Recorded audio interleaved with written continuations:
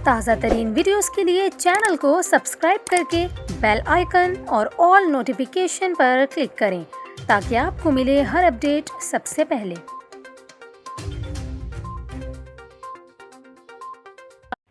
और अभी आपको अफसोसनाक खबर दें, कराची के इलाके औरंगी टाउन सेक्टर 11.5 में गैस लीकेज से घर में आग लगने के वाक़े में एक ही ख़ानदान के 7 अफराद झुलसकर ज़ख्मी हो गए। औरंगी टाउन के घर में गैस लीकेज के बायस लगने वाली आग में ज़ख्मी होने वालों में मियाँ बीवी और 5 बच्चे शामिल हैं।